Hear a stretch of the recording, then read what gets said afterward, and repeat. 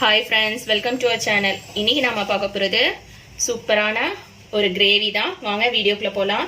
ஒரு கடாய் வச்சிருக்கேன் அடுப்புல. அதுல கொஞ்சம் எண்ணெய் ஊத்திக்கிறேன். 2 ஸ்பூன் அளவுக்கு. எண்ணெய் சூடு வரவும் சோம்பு கொஞ்சம் போட்டுக்கிறேன். 1/4 ஸ்பூன் அளவுக்கு. சோம்பு பொரியும் போதே வெங்காயம் ஆட் பண்ணிக்கிறேன். வெங்காயமும் வெங்காயத்தோட அந்த தாள் இருக்கு இல்லையா, அதுவும் ஆட் பண்ணிக்கிறேன்.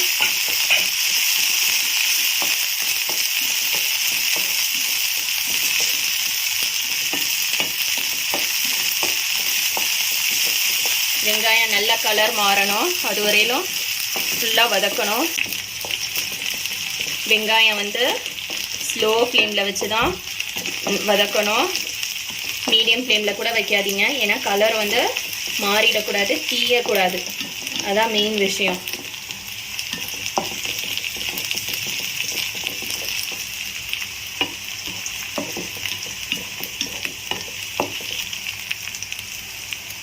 இஞ்சி பூண்டு 1/4 ஸ்பூன் அளவுக்கு எடுத்திருக்கேன்.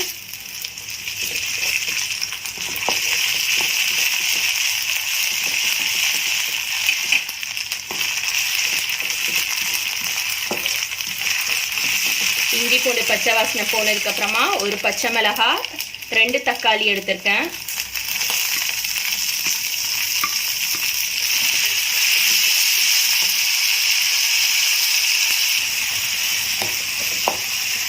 தக்காளி இந்த அளவுக்கு நல்லா வதங்கணும், எண்ணெயிலே தான் வதங்கணும், தண்ணிலாம் ஊற்றக்கூடாது. இப்போ இன்னும் நல்லா கரைஞ்சிட்டு தக்காளியோட ஃபுல் எசன்ஸும் அதில் இறங்கிடணும் அந்த மசாலாலாம். அதுக்கப்புறமா தான் நம்ம மற்ற எல்லா மசாலாவும் ஆட் பண்ணணும். தக்காளி இந்த அளவுக்கு நல்லா கரையணும், இன்னும் நல்லா மசிஞ்சிடணும். அப்போ தான் அந்த தக்காளியோட மசாலா எல்லாம் நல்லா கம்பைன் ஆகும். அதுக்கப்புறம் மீதி மசாலாலாம் நம்ம ஆட் பண்ணிக்கலாம். தண்ணி எதுவுமே ஊற்றக்கூடாது, ஸ்லோ ஃபயரில் தான் வச்சு குக் பண்ணணும்.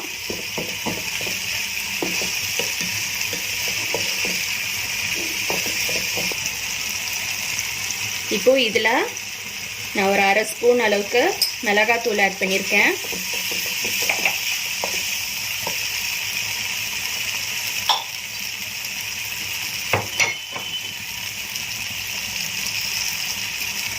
உப்பு தேவையான அளவு.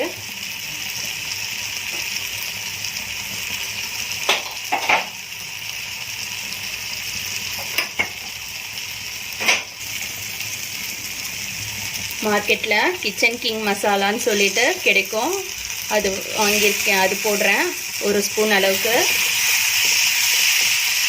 சப்போஸ் உங்ககிட்ட இது இல்லை அப்படின்னாக்கா நீங்கள் ஜீரகத்தூளும் தனியாத்தூளும் ஆட் பண்ணிக்கலாம்.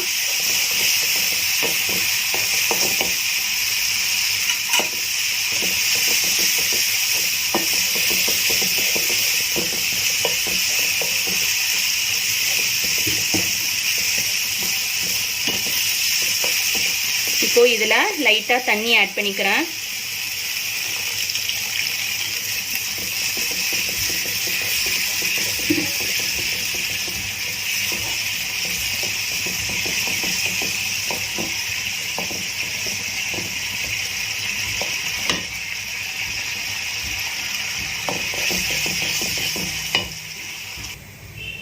தண்ணி ஆட் பண்ணிவிட்டு நம்ம ஒரு 5 மினிட்ஸ் மூடி போட்டு வைக்கலாம். டோஃபு இந்த மாதிரி நான் கட் பண்ணி வச்சுருக்கேன். இதை ஒரு கடாயில் கொஞ்சமாக எண்ணெய் ஊற்றி லேசாக வதக்கி எடுத்துக்கலாம். கடாயில் எண்ணெய் ஊற்றிருக்கேன், இதில் டோஃபு போட்டுடுறேன்.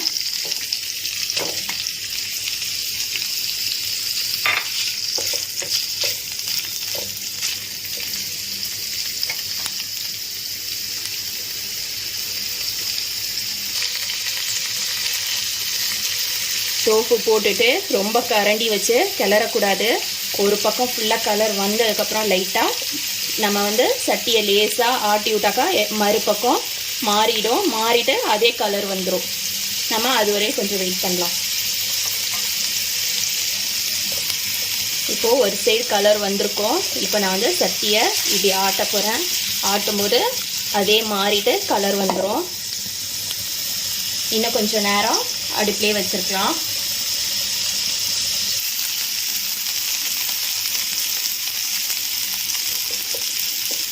இந்த அளவுக்கு கலர் வந்திருக்கு பாருங்க. இன்னொரு சைடு வர்றதுக்கு இப்படி நம்ம பெரட்டி விட்டா போதும்.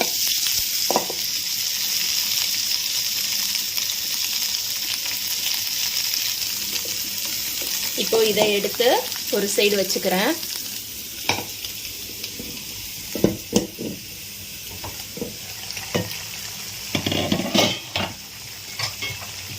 நாம ரெடி பண்ண இந்த கிரேவியும் ரெடி ஆயிடுச்சு. இப்போ இந்த இதில் நாம எடுத்து வச்சிருக்க இந்த பன்னீரை ஆட் பண்ணிக்கலாம். டோஃபு பன்னீரை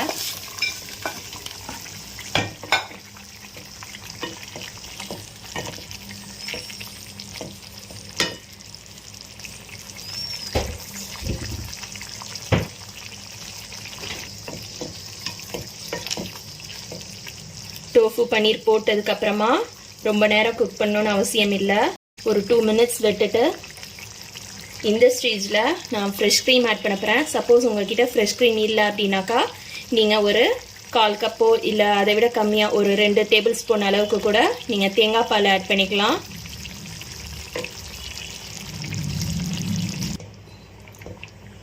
இப்போது நம்மளோட கிரேவி ரெடி ஆயிடுச்சு. கொத்தமல்லி தலையும் புதினாவும் ஆட் பண்ணியாச்சு. இப்போ இதை நான் வந்து ஒரு பாத்திரத்துக்கு மாற்றிட்டு உங்களுக்கு காட்டுறேன். நம்மளோட பன்னீர் டோஃபு கிரேவி ரெடி ஆயிடுச்சு. இது வந்து சப்பாத்திக்கு, நான்க்கு, பட்டாணி சாதம் இல்லை கீ ரைஸ் அது மாதிரி ஏதாவது ஒன்றுக்கும் காம்போ நல்லாயிருக்கும். பசங்களுக்கு ஸ்கூலுக்கு லஞ்ச் பாக்ஸ்க்கு கட்டி கொடுக்குறதுக்கும் இந்த கிரேவி நல்லாயிருக்கும். இப்போது நான் வந்து பட்டாணி சாதமும் பன்னீர் டோஃபு கிரேவியும் தான் செஞ்சுருக்கேன். இதே மாதிரி நீங்களும் உங்கள் வீட்டில் செஞ்சு பசங்களை அசத்துங்க. தேங்க்ஸ் ஃபார் வாட்சிங்.